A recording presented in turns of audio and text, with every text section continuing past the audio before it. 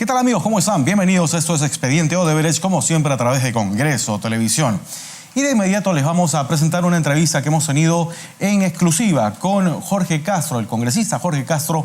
Él es vicepresidente de este grupo de trabajo, Lavallato, aquí en el Congreso de la República. Con él hemos hablado largo y tendido y por supuesto también tocado temas importantes con él, referidos básicamente a la relación de la Comisión Lavallato y por supuesto el Ministerio Público. Él asegura que hay sectores que no han colaborado lo suficiente hasta el momento en esta investigación anticorrupción. Esto lo que se viene en los invitados que en breve tendrá este grupo de trabajo en la siguiente entrevista, por supuesto aquí en Expediente Odebrecht. Vamos a verla. Si tuviéramos que hacer un balance en lo que va el año hasta el momento en la Comisión Lavallato, ¿sería positivo, negativo? ¿Falta mucho por hacer? ¿Cuál sería en números, en cifras, el porcentaje avanzado por esta comisión? El balance, creo, haciéndolo muy sincero, creo que de una u otra manera en la primera etapa ha sido altamente positivo porque se desnudaron muchas cosas que no se creían y que sobre todo en este caso no se logró determinar que había un acuerdo entre el Ministerio Público y Odebrecht en ese etapa. En segundo lugar, también se determinó que Odebrecht no tenía capacidad económico-financiera como para asumir sus obligaciones que había contraído con el país.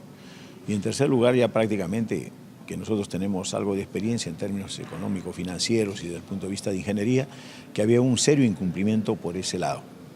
Ahora, podríamos agregar a esto también que se determinó que los contratos eran lesivos para el país y también las adendas mucho peor aún. Y en todo caso, eso en general podríamos denominarlo como un andamiaje jurídico que con la única intención de realmente de repente hacer algún tipo de obras, pero enmascarado sobre ese tipo de obras estaba una situación ya de corrupción preconcebida, porque esto no ha sido una situación que se ha hecho una corrupción a través de solamente una obra, sino de muchos proyectos. O sea, ya había una situación, era, para ser más claro, una filosofía de la corrupción. O sea, se había tendido todos los ramales, todos los andamiajes jurídicos, legales, desde el punto de vista técnico, económico, de tal manera de sorprender al país. Precisamente hablando de temas jurídicos, ¿se logró saltar esa valla que en algún momento se presentó como discrepancia entre el Ministerio Público y la Comisión? Porque se había llegado aparentemente a un acuerdo con Odebrecht sobre 29 millones o algo así, pero la información al final ha llegado del exterior, de Centroamérica o de Brasil y de Estados Unidos, referida precisamente al caso Lavallato. ¿Cuánto ha colaborado, cuánto falta por hacer, digamos, de cara a unir esfuerzos para luchar contra la corrupción en el tema, básicamente hablando de Lavallato? En el caso de Lavallato, que consiste en investigar la actuación que han tenido todas las empresas brasileñas, o por lo menos las más importantes, 7 empresas brasileñas que han manejado aproximadamente 20.000 millones de dólares, y el caso más fuerte que ha sido el de Odebrecht, que estamos hablando de 13.000 millones de dólares aproximadamente. Ahora bien, respecto a este tema, tendríamos que ser bastante sinceros. Lo que se ha avanzado en los 3 primeros casos que hemos llevado en la primera oportunidad estaríamos en el orden de un 70 a 80%. En este momento nos falta culminar la parte piramidal, es decir, y establecer mejor dicho, individualizar las responsabilidades de cada uno desde el punto de vista técnico, desde el punto de vista económico y desde el punto de vista legal también. Ahora bien, esta es una tarea que queda por construir porque se nos ha entregado 9 proyectos adicionales, en total tenemos que investigar 12. Ahora, ¿es posible cumplir en el periodo de tiempo que se ha estipulado? Yo creo que va a ser bastante complicado, necesitamos un tiempo adicional. ¿Por qué? Primero porque no somos una comisión dedicada exclusivamente a este menester. Nosotros dedicamos parte del tiempo a esta comisión porque tenemos nosotros otras comisiones de carácter ordinario. Esta es una comisión extraordinaria especial y en todo caso, como por ejemplo en esta semana no hemos tenido ninguna sesión, la próxima semana tampoco lo vamos a tener y lamentamos pues, que lógicamente que nos está faltando el concurso de la voz más importante del país en este momento porque queda trunca la investigación, donde ya se ha venido construyendo toda una teoría sobre el caso y donde lamentablemente a estas alturas ya se complica el panorama en función de que nos está faltando los testimonios más importantes, ¿no? ¿El Ministerio Público está colaborando con eso, dando nombres, dando, digamos, cifras, dando por lo menos algún tipo de documentación que revele algo más importante en ese aspecto? En este caso hay que ser muy sincero también. El Ministerio Público no ha colaborado. Inicialmente se manifestó la intención de colaborar, se presentó ante la comisión, por eso nosotros decíamos que la parte más importante se cumplió en los dos primeros meses prácticamente. El Ministerio Público, a través del fiscal, se nos hizo conocer en ese momento, pero previamente tuvimos un testimonio de la Unidad de Inteligencia Financiera donde se nos indicaba de que el fiscal, que la Fiscalía o el Ministerio Público había entablado un acuerdo con la empresa Odebrecht, y por eso es de que ya ellos no procedieron a congelar las cuentas bancarias de Odebrecht, a solicitud justamente no de Odebrecht, sino del Ministerio Público, porque estaban en vías ya de entablar un acuerdo. Eso es lo que, después de esto, una vez que se conoció este tipo de cosas, tuvimos unas diferencias muy marcadas con el Ministerio Público, del cual no hemos recibido mayor colaboración, y muy por el contrario, toda la información que se ha tenido simplemente es del exterior, como también el Ministerio Público. El Ministerio Público hasta este momento no ha descubierto nada.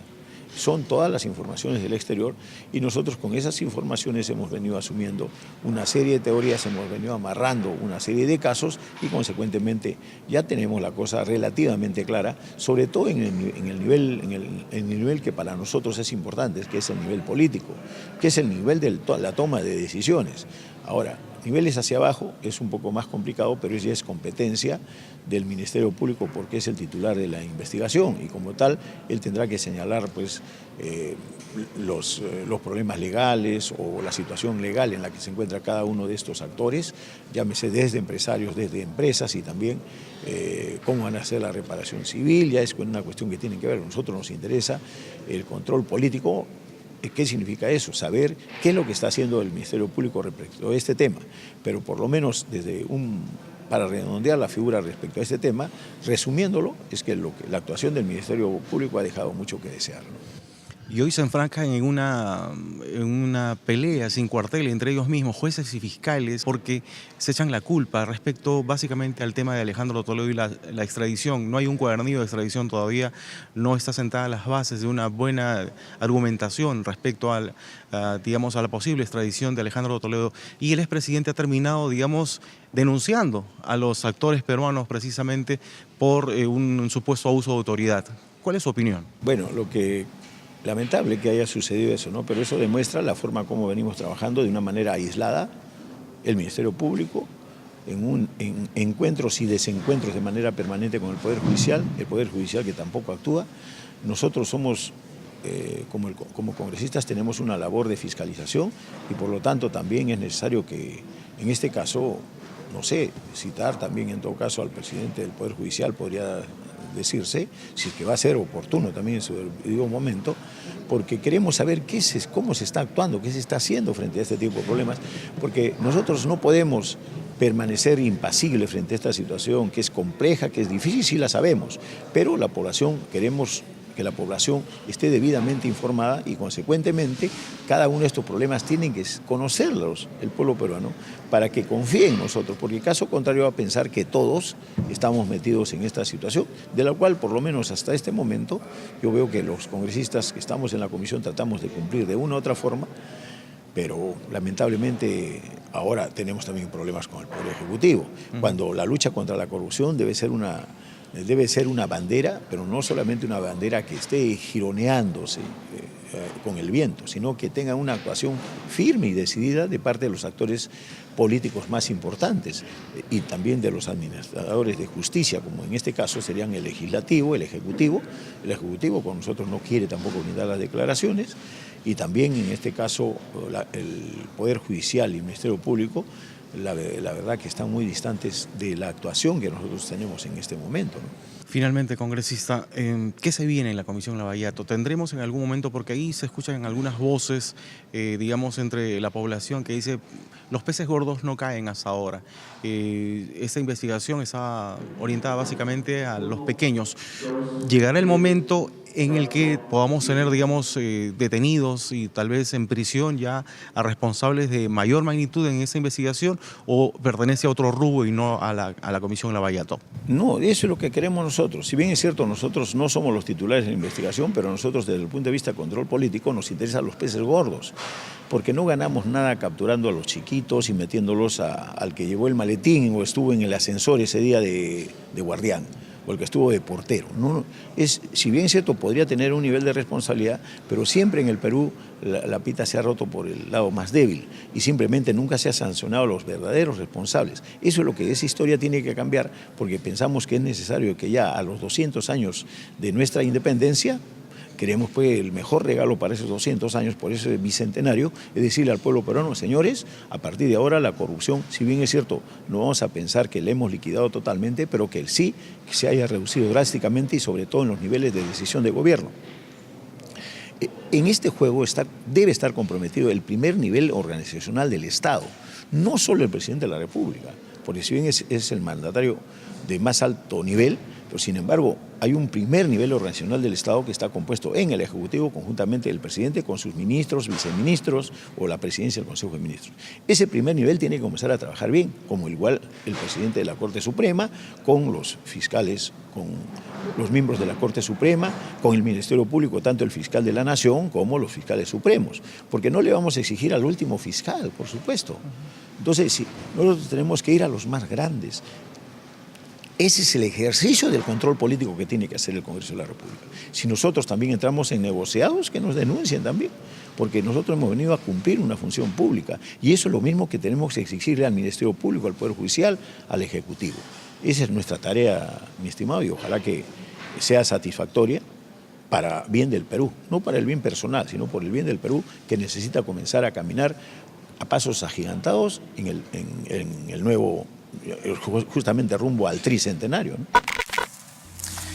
Interesante, sin duda, esta entrevista que hemos sostenido en exclusiva aquí en Expediente Odebrecht y, por supuesto, con el vicepresidente de la Comisión, Lavallato. Y de inmediato vamos a presentar una de las presentaciones también, valga la redundancia, más interesantes, importantes y polémicas en los últimos días aquí en el Congreso de la República. Nos referimos a la ex jefa de gabinete de asesores del Ministerio de Economía y Finanzas, Cecilia Blume. ¿Quién es ella? Vamos a conocer un poquito más sobre este personaje que para muchos influyó mucho, valga la redundancia nuevamente, en, firmar el contrato con Odebrecht referido a la Interoceánica Sur. Ella ha respondido sobre eso, también ha respondido sobre supuestas consultorías realizadas a Odebrecht, a OAS y también su trabajo en LAMSAC aquí en el Perú. Vamos a ver su presentación.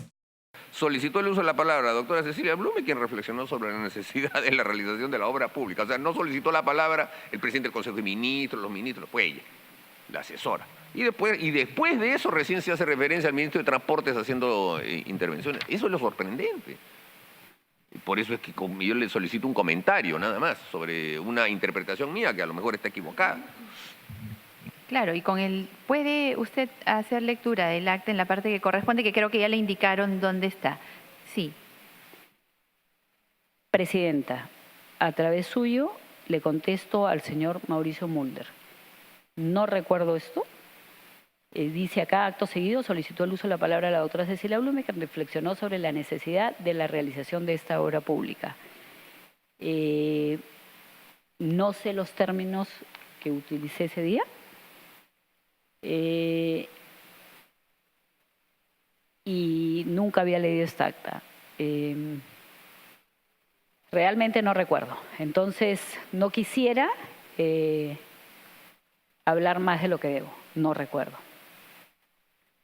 Sí, congresista Gino Costa, sobre el punto, porque yo no había terminado. Congresista Castro, porque sí sobre el punto, ¿verdad? Luego congresista Becerril, sobre el punto. Sí, congresista Castro. Señora Cecilia Blume, por intermedio de la presidencia, usted está aquí justamente y tiene notoriedad. Y si se le pone en el acta no es por gusto. Usted debe recordarse, porque usted es jefe del gabinete de asesores del Ministerio de Economía y Finanzas. O sea, es jefe del gabinete de asesores. O sea, pueden haber N asesores, pero ¿quién es el jefe del gabinete de asesores quien toma el uso de la palabra en representación supuestamente, ¿no? Es lo lógico y tiene que acordarse en primer lugar. En segundo lugar, es directa la vinculación de Proinversión y todo lo que hay ahí atrás con el Ministerio de Economía y Finanzas. O sea, no podemos eludir que haya una situación directa, una relación directa y sobre todo de representatividad del gabinete de asesores. En todo caso, quisiéramos que no eluda eso, porque es absolutamente, o caso contrario, aquí nos están informando mal o no sabemos de que usted ha sido jefa de gabinete de asesores, o hay esa duda. Yo no creo que haya esa duda. Por lo menos, ustedes saben por lo menos eso y consecuentemente hay una responsabilidad en torno al cargo que usted desempeñaba y la vinculación con cada una de las inversiones, etcétera, etcétera, que han habido, ¿no? Sobre eso aclárenos en todo caso. Por su intermedio, señora presidenta. Señora Blume, antes de eso, ¿dónde se llevó a cabo la reunión que da origen al acta 100? Aparentemente, como dice el acta 100, en la presidencia del Consejo de Ministros. Del cual usted era jefa del gabinete de asesores. Es correcto, pero déjeme ver porque puede haber sido en la presidencia del Consejo de Ministros en la época de Carlos Ferrero. El presidente del Consejo de Ministros, don Carlos Ferrero, sí. No era el premier no era el presidente Kuczynski, disculpe, me confundo, presidente premier, sino era el doctor Carlos Ferrero Costa. Y ahí hace usted el uso de la palabra en primer lugar, como dice el congresista Mulder, para arengar, para tomar las palabras del congresista Mulder sobre este proyecto. ¿Y no lo recuerda usted?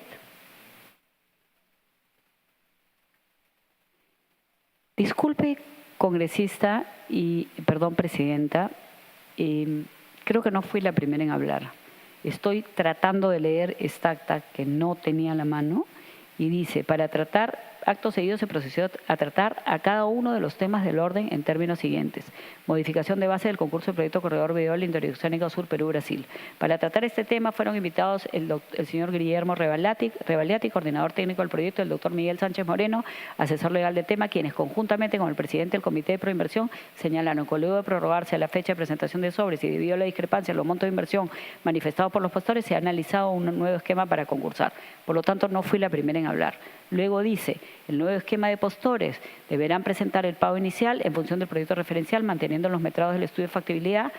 Y luego dice que adicionalmente un cambio importante que se estaba haciendo en el contrato de concesión posibilita la salida de uno o más accionistas del concesionario y el propio concesionario luego de un año de plazo asignado. Luego dice, la implementación de la medida antes indicada implica que deben adecuarse determinadas disposiciones en las bases conforme a lo siguiente. Entonces, todo eso sucedió antes de que yo hablara. O sea que no es cierto que yo haya comenzado la disertación. Y realmente le quiero decir al congresista Castro, por su intermedio, señora presidenta, que han pasado 12 años de esto. Si yo hubiera sabido que a mí me iban a preguntar sobre el acta 100, no se preocupe que la hubiera tenido mucho más presente. Discúlpeme por esto, pero dentro de las carreteras IRSAS han habido muchísimas actas y quizá haya sido una culpa mía no leer el acta 100, pero en cualquier caso se demuestra que yo no fui la que primero tomó el uso de la palabra en esto y disculpe a través suyo el congresista Castro, esto sucedió hace 12 años. Yo no tengo presente esto de hace 12 años y recuerden también una cosa, mi trabajo no era únicamente ir a Proinversión. Esa era una pequeña parte de mi trabajo como jefe de gabinete del Ministerio de Economía y Finanzas. Congresista Mulder. Presidenta, lo que yo he especulado, porque lo mío es una especulación para que la doctora Blume presente su punto de vista, es que el acta define primero una reunión de proinversión con un fin específico, que se convoca con ese fin específico. Ahí está, acto seguido, el secretario dio lectura a la agenda de la sesión. Modificación de las bases del concurso, Corredor Vial Interoceánico Sur, Perú-Brasil. Exclusión del proyecto San Antonio de Poto. Solicitud de la ampliación del plazo de los calendarios. Entonces, invitan a dos personas a que hagan la presentación de este tema, la razón. Termina esa presentación y lo siguiente que viene del acta es, acto seguido, solicitó el uso de la palabra a la doctora Cecilia Blume, quien reflexionó sobre la necesidad de la realización de esta obra pública. O sea, es la primera en hablar, sin duda alguna, porque el primero en hablar cuando comienza esta sesión no es usted, presidenta, a la hora que simplemente dice buenos días, vamos a decir, este es el objeto de la reunión, entonces alguien pide la palabra, ese es el primero en hablar. Entonces, aquí queda claro que hay un papel protagónico medular de la doctora Blume que no lo sabe explicar y que creo que vamos a tener que preguntarle al señor Kuczynski, que era su jefe en ese momento, cómo es que antes de hablar él habla a su asesor. Entonces, y da la impresión de que aquí hay una suerte de búsqueda de ir haciendo que estos funcionarios públicos se vayan conduciendo desde el inicio de la sesión hacia un determinado carril, ¿no? Para que después se concluya con las modificaciones que se hicieron. Esa es una especulación que la doctora Blume no logra desmentir, porque incluso ella misma se sorprende de que aparezca así, pero es evidente que una intervención como esa de un asesor no es pues usual, ¿no es cierto? Interesante, sin duda, la presentación de Cecilia Blume aquí en la Comisión Lavallato. Es bueno también precisar que luego de esta, Cecilia Blume pasó de la condición de invitada a investigada aquí en la Comisión Lavallato del Congreso de la República. Amigos, vamos rápidamente a Lavallato Internacional. La información viene desde Ecuador y por supuesto también de Venezuela, donde se asegura el señor Maduro habría recibido también una jugosa cantidad de dinero de Marcelo Odebrecht. Vamos a ver esto en Lavallato Internacional.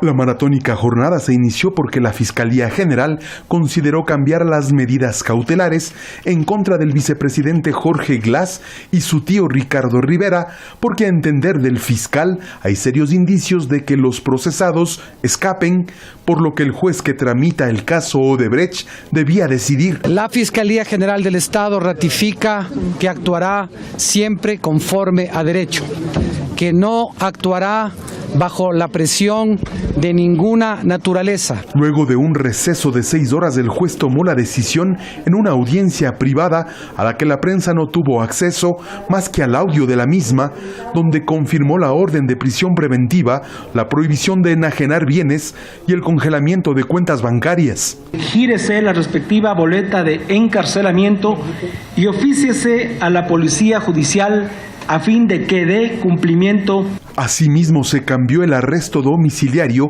que tenía el tío del vicepresidente a prisión preventiva porque el fiscal consideró un alto riesgo de fuga. Fiscalía continuará con las investigaciones que tengan que ver con los delitos fines, además de que continuará con la investigación y con la prosecución de la causa. La reacción fue inmediata por parte de la defensa de Glass, quien confirmó que no renunciará. Más pesó el estado de opinión que la legalidad constitucional y legal. Pero el ingeniero Jorge Glass no renunciará. Y dijo que la prisión ordenada contra su defendido es un golpe de Estado judicial. Que un golpe judicial esté en contra de la democracia. Él fue elegido vicepresidente por mandato popular. Por su parte, la oposición política de Glass ya habla de un abandono del cargo y de la sucesión que deberá tramitar el presidente Lenín Moreno. La terna que va a enviar a la Asamblea Nacional para elegir un nuevo vicepresidente de la República. El exdirector de Odebrecht en Caracas, Venezuela, Eusenando Acevedo, declaró que le pagó $35 millones al presidente de Venezuela, Nicolás Maduro, para financiar su campaña presidencial. El video fue publicado en la cuenta de Twitter por la exfiscal venezolana Luisa Ortega. Según Acevedo, el acuerdo lo hizo con un representante de Maduro llamado Américo Mata, quien inicialmente pidió una suma mucho mayor. Un día me pidió una contribución, él sabía de nuestro negocio y del tamaño de nuestras operaciones. Y me pidió la contribución, la ayuda para la campaña del presidente Maduro. Él pidió una suma grande para la época. Nosotros teníamos una operación grande en Venezuela y yo acordé pagarle $50 millones durante la campaña. Y yo concordé y acepté pagar él en torno de $50 millones. Un profundo respiro de alivio para Michel Temer. El Tribunal Superior Electoral de Brasil aprobó la continuidad de su presidencia. Durante 4 días investigaban si las elecciones presidenciales del 2014, en la que ganó la fórmula Dilma Rousseff-Michel Temer, debía ser invalidada por abusos de poder y financiación ilegal de la campaña. Finalmente, en una apretada votación de 4 votos contra 3, los jueces rechazaron anular el mandato de Temer. No se sustituye a un presidente de la República en cualquier momento solamente porque alguien quiere. La anulación de un mandato debe ocurrir en situaciones relevantes. No debemos jugar a los aprendices de Burgos. Aunque este veredicto supone un balón de oxígeno para Temer, que ha superado su primer obstáculo para mantener el poder, aún tiene pendiente la investigación en la Corte Suprema por presunta corrupción en Lava Jato, una enorme y compleja red de corrupción que desviaba los recursos de la petrolera estatal Petrobras. A pesar de que políticamente Temer ganará un poco de espacio y será fuerte por un cierto tiempo, pero no podemos decir que eso va a durar mucho, no solo porque tenemos otros 2 casos en su contra, sino especialmente por el caso de Lava Jato, lo que se ha convertido durante años en un factor importante de inestabilidad política para todos en Brasil, incluido para el propio presidente. Aunque la presión judicial en torno a Temer baja, la presión popular aumenta. No cesan las protestas que exigen su dimisión. Una nueva chispa fue la divulgación de unas grabaciones en las que directivos de un grupo cárnico supuestamente sobornan al presidente. Su situación política se ha debilitado aún más tras la pérdida de apoyo de varios partidos de su base aliada en la Cámara de Diputados. Bien amigos, hasta aquí Expediente Odebrecht, como siempre a través de Congreso Televisión. Prometemos regresar con más información de este escándalo de corrupción que hoy remece a más de 12 países en todo el planeta. Gracias por la atención y manténgase informado con nuestros microprogramas a lo largo de la programación de Congreso Televisión. Que estén bien. Hasta la próxima.